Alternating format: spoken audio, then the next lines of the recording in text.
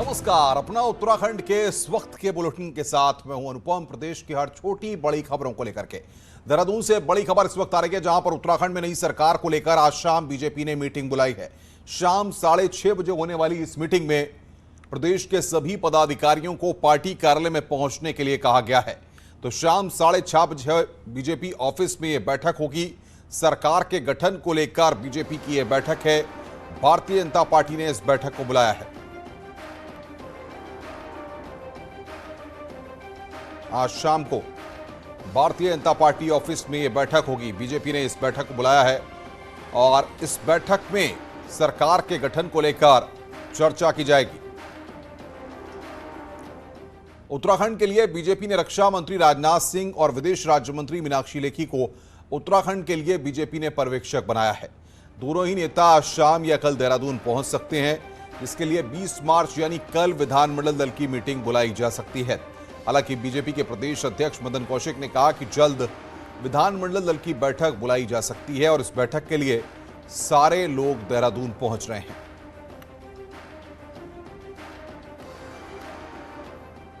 जो सस्पेंस पिछले 9-10 दिनों से बना चला आ रहा है, उसमें प्रदेश अध्यक्ष मदन कौशिक का भी नाम शामिल है। उनके नाम की भी जोर शोर से चर्चाएं हैं। अध्यक्ष जी, कितनी सत्यता है और क्या आगे होने वाला है?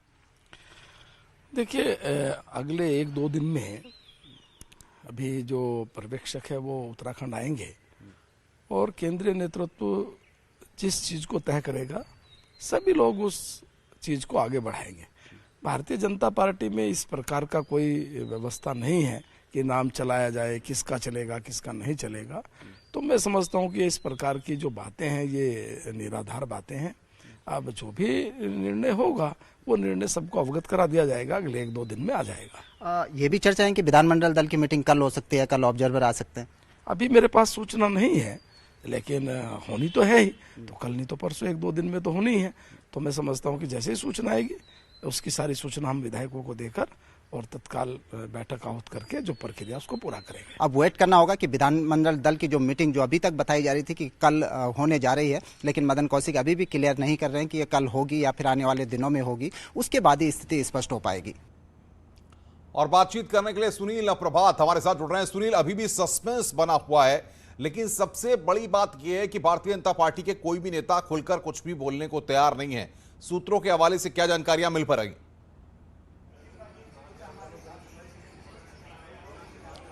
देखिए अनुपम, अभी 2 बड़े अपडेट हमारे पास है। पहला तो ये कि जो 20 मार्च को विधानमंडल दल मीटिंग की जो संभावना जताई जा रही थी, अभी जो नया अपडेट आया है कि 21 मार्च को अब विधानमंडल दल की मीटिंग हो सकती है। यानी कि ऑब्जर्वर कब आएंगे इस पर कोई बोलने को तैयार नहीं है। उनके आने का भी अभी कोई तिथि निश्चित नहीं है। मेरी खुद अभी 5 मिनट पहले बीजेपी के प्रदेश प्रभारी दुष्यंत गौतम से बातचीत हुई। उन्होंने भी इस बात को क्लियर नहीं किया कि कब ऑब्जर्वर आएंगे, कब विधानमंडल दल की मीटिंग होगी, कब शपथ ग्रहण समारोह होगा। लेकिन करीब करीब ये तय है कि कल विधानमंडल दल की मीटिंग नहीं होने जा रही है, जो हमारे सूत्र बताते हैं।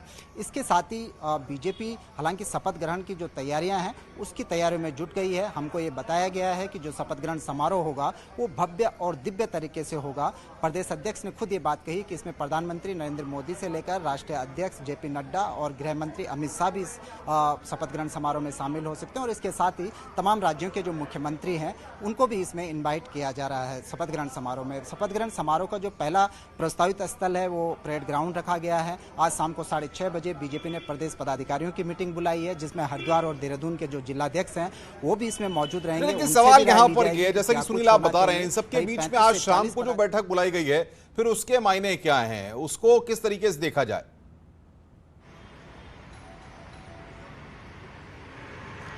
देखिए अनुपम, जो शाम को मीटिंग बुलाई गई है वो शपथ ग्रहण समारोह की तैयारियों को लेकर है। जो जानकारी बीजेपी दे रही है कि जो शपथ ग्रहण समारोह है उसको भव्य तरीके से किया जाएगा। पूरे प्रदेश भर में इसका प्रसारण भी किया जा सकता है या फिर प्रदेश भर से कार्यकर्ताओं को देहरादून बुलाया जा सकता है शपथ ग्रहण समारोह के लिए। इसको लेकर, उसकी तैयारियों को लेकर ये मीटिंग होने जा रही है। लेकिन इसके साथ ही एक अपडेट और भी है कि जो शपथ ग्रहण समारोह होगा, संभावना ये है कि वो 23 मार्च के बाद की किसी डेट पर हो सकता है, क्योंकि 22-23 मार्च को यहाँ पर झंडा जी का मेला भी है, नगर परिक्रमा होती है, बड़ा ट्रैफिक जैम यहाँ पर रहता है। तो उसके मद्देनज़र भी लगभग ये माना जा रहा है कि 23 मार्च के बाद की किसी डेट पर यहाँ पर उत्तराखंड में शपथ ग्रहण समारोह हो सकता है। हालांकि 25 मार्च को यूपी में भी शपथ ग्रहण समारोह है, तो हो सकता है या तो 24 मार्च को शपथ ग्रहण समारोह बीजेपी आयोजित करे या फिर 25 मार्च के बाद की किसी डेट पर शपथ ग्रहण समारोह हो। जी, लेकिन सवाल ये है कि अब तक नाम पर सस्पेंस बना हुआ है सुनील, तमाम तरह की चर्चाएं चल रही हैं, लेकिन अब तक आला कमान की तरफ से या प्रदेश की तरफ से किसी भी तरह की कोई सुबुगाहट नहीं मिल रही है। ऐसे में तो सभी की धड़कनें तेज होंगी।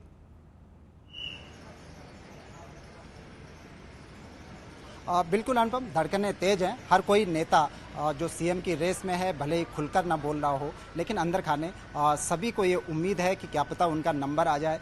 खुद अपने अपने लेवल पर सभी लोग लॉबिंग में है, लॉबिंग कर रहे हैं, अंदर खाने लॉबिंग है। आप लगा सकते हैं कि एक के बाद एक नेता दिल्ली पहुंचे हैं। आज जो जानकारी मुझे मिली है, पूर्व मुख्यमंत्री त्रिवेंद्र रावत भी दिल्ली पहुंचे हैं। कुछ देर पहले उनकी बीएल संतोष से, जो राष्ट्रीय महामंत्री संगठन है, उनसे भी मुलाकात हुई है। तो एक के बाद एक नेताओं का दिल्ली आने जाने का दौर जारी है। तो देहरादून में भी हम देखते हैं कि तमाम नेताओं का मेल मुलाकात का दौर जारी है। लेकिन एक बात स्पष्ट तौर पर है, चाहे वो उत्तराखंड के चुनाव प्रभारी हों, प्रदेश प्रभारी हों, प्रदेश अध्यक्ष हो या बीजेपी का कोई बड़ा नेता हो, कोई भी ये बात स्पष्ट करने नहीं कर पा रहा है। लेकिन सवाल ये है कि ये कहा जा रहा था कि होली के एकाएक बाद राजनाथ सिंह और मीनाक्षी लेखी दून आएंगे, उसके बाद बैठकों का दौर चलेगा, लेकिन आप बता रहे हैं कि कल विधानमंडल की बैठक नहीं होने वाली है। इस तरह की जानकारी आपको मिल रही है, इसका मतलब कल ये लोग नहीं पहुंचेंगे।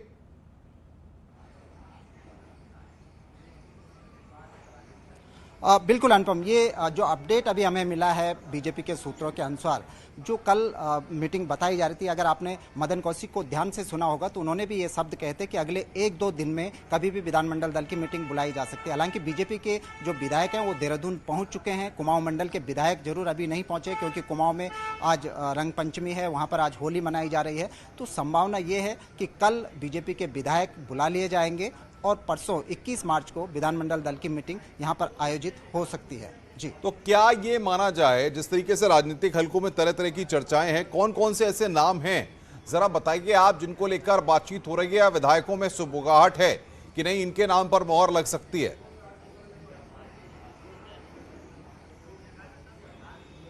देखिए, बीजेपी हाईकमान के पास 3 से 4 ऑप्शन है और इन्हीं 4 ऑप्शन में से कुछ न कुछ हो सकता है। हालांकि फाइनली तौर पर तभी पता लगेगा जब विधानमंडल दल की मीटिंग होगी। लेकिन जो पहला ऑप्शन है, मुख्यमंत्री पुष्कर सिंह धामी को रिपीट किया जा सकता है। जो दूसरा ऑप्शन है, विधानमंडल दल से ही किसी को नेता चुना जा सकता है। और तीसरा जो ऑप्शन है, सांसदों में से किसी को नेता सदन बनाया जा सकता है। या फिर चौथे ऑप्शन पर भी बीजेपी जा सकती है कि सरकार और विधानमंडल दल से बाहर किसी ऐसे व्यक्ति को जिसकी संघ में पैठ हो, जिसकी भाजपा संगठन में पैठ हो, ऐसे व्यक्ति को भी आगे लाकर बीजेपी सीएम का फेस घोषित कर सकती है। क्योंकि बीजेपी का जो मुख्य टारगेट है, इसके बाद 2024 का लोकसभा का चुनाव और उससे पहले जो पंचायत और निकायों के चुनाव हैं, उसको देखकर भी मुख्यमंत्री का फेस तय किया जाएगा कि कौन सरकार और संगठन को एक साथ बांधकर आगे ले जा सकता है, चुनाव में बीजेपी को जीत दिला सकता है। ये कुछ प्रमुख आधार होंगे नए मुख्यमंत्री के चेहरे। लेकिन सुनील, तमाम इस तरह की बातें भी अंदर खाने चल रही हैं कि भीतर खाने भाजपा के अंदर विधायकों का एक गुट ऐसा भी है जो नहीं चाहता कि पुष्कर धामी बने, और बड़ी संख्या में ये लोग चाहते हैं, विधायक भी चाहते हैं कि पुष्कर धामी को ही दोबारा प्रदेश की कमान देनी चाहिए। तो क्या आपको लगता है कि पुष्कर धामी को लेकर विधायकों में भी अलग अलग मत सामने आ रहे हैं जो खुलकर अभी तक सामने नहीं आए हैं?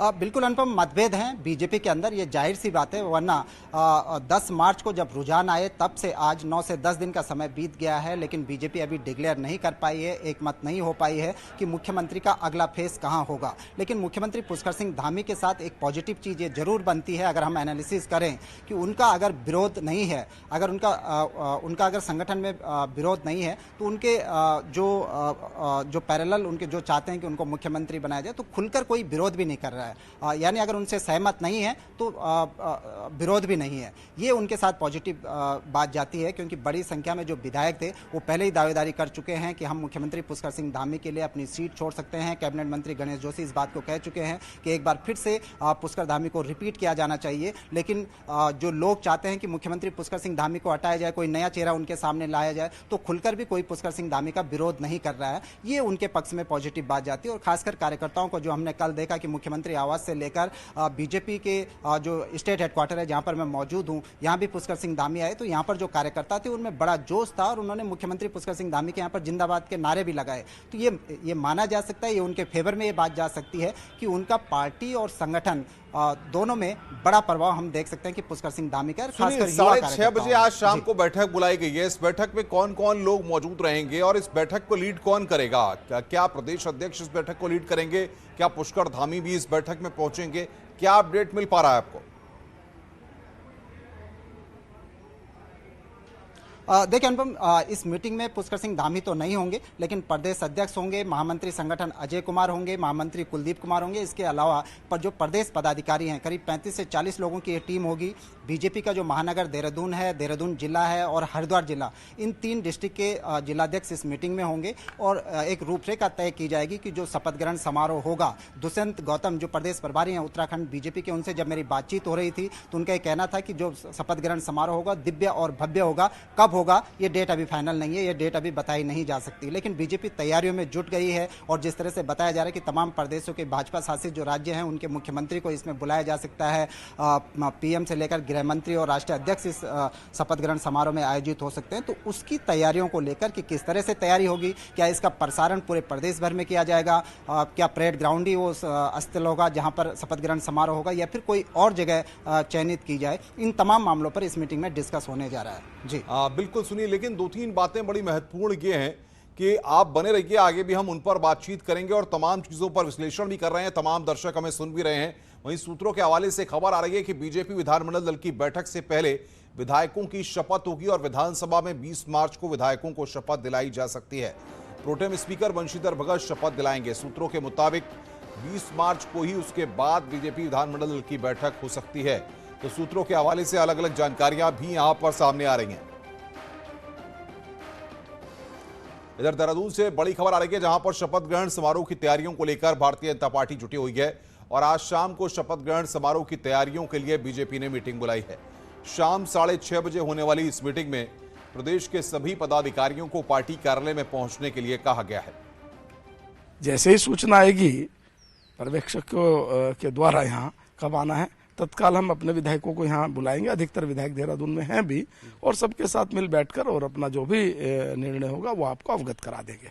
शपथ ग्रहण की भी तैयारियां होने लगी है कि भव्य तरीके से होगा? हाँ, उसकी तैयारी हम लोगों ने कर ली है। मीटिंग हो गई है सभी जिलाध्यक्षों के साथ, सभी पदाधिकारियों के साथ, सबके साथ बैठ गए हैं। तो एक भव्य तरीके से यहाँ शपथ ग्रहण समारोह होगा।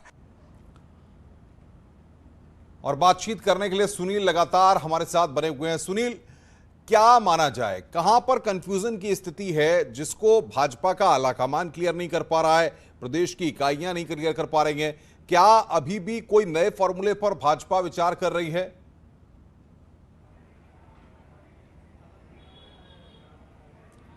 देखिए अनुपम, विचार तो कंटिन्यूस चलता रहेगा और खासकर जब तक यहाँ पर ऑब्जर्वर नहीं पहुँच जाते, जब तक विधानमंडल दल की मीटिंग नहीं बुला ली जाती, तब तक संभावना ये रहेंगी कि कोई भी मुख्यमंत्री का फेस हो सकता है और तब तक नेताओं की धड़कनें बढ़ी रहेंगी कि कौन मुख्यमंत्री का चेहरा होगा।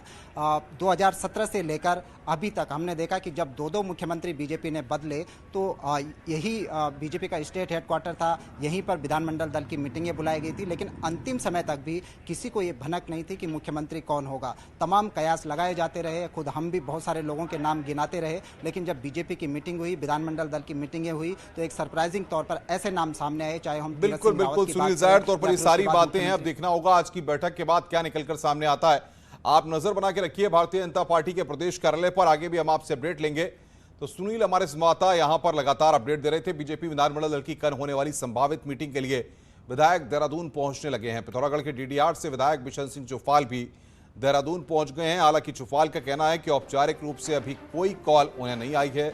सीएम कौन होगा, सबसे सीनियर विधायक बिशन सिंह चौफाल भी खुद सस्पेंस में हैं। चौफाल का कहना है कि उनको भी इसके लिए विधानमंडल दल की मीटिंग का इंतजार है। ये तो विधानमंडल दल की कोई सूचना नहीं आई। अब जब सूचना आएगी तभी बता पाएंगे। विधानमंडल दल की बैठक तभी होगा और विधानमंडल दल की बैठक में ही निर्णय होगा भाई कौन नेता सदन होगा, कौन किसका नाम आएगा, उसी में तय होगा। सर आपको ये भी बताया कि बिशन सिंह अध्यक्ष भी बनाया जा सकता है। ये तो काले कयास हुई ना, किसने क्या बनना है। अभी किसी को क्या पता है अभी किसको क्या बनना है, अभी कुछ तय नहीं है। वो तो पहले सबसे पहले तो विधानमंडल दल की बैठक होगी, विधानमंडल दल बैठक नेता सदन का नाम तय होगा, उसके बाद ही फिर उसके बाद मुख्यमंत्री जो बैठेंगे वो अलग कार्रवाई फिर उसके बाद होगा। अभी तो कैसे कह सकते हैं कि ये बनेगा मंत्रिमंडल में। सर 19 को भी संभावना जता रहे थे कि विधानमंडल दल की मीटिंग हो सकती है। हाँ ये था 19 को, तो पहले हम भी इसीलिए था कि बोलिए हमारे कुमाऊं में आज है, तो आज तो वहाँ गाड़ियाँ चलना बंद हो जाती हैं, इसलिए आज हम कल आगे थे। लेकिन अब सूचना अभी जब तक सूचना नहीं आएगी तब तक कैसे। स्वागत है। ब्रेक के बाद उपराष्ट्रपति एम वेंकैया नायडू का आज हरिद्वार दौरा है, जहां पर उपराष्ट्रपति शांति कुंज के स्वर्ण जयंती समारोह में शामिल हुए। सबसे पहले उपराष्ट्रपति वेंकैया नायडू शौर्य दीवार पर देश के शहीदों को श्रद्धांजलि दी। इसके बाद वेंकैया नायडू ने कार्यक्रम में मौजूद लोगों को संबोधित किया। इस दौरान उत्तराखंड के राज्यपाल रिटायर्ड जनरल गुरमीत सिंह भी मौजूद रहे। तो संस्कृत विश्वविद्यालय के कार्यक्रम में यहां पर शामिल हुए हैं स्वर्ण जयंती समारोह, इसमें संबोधित भी किया है वेंकैया नायडू ने। हरिद्वार के दौरे पर हैं उपराष्ट्रपति। संस्कृत विश्वविद्यालय के समारोह में शांति कुंज में इस कार्यक्रम का आयोजन स्वर्ण जयंती समारोह, जिसको आज वेंकैया नायडू ने संबोधित किया।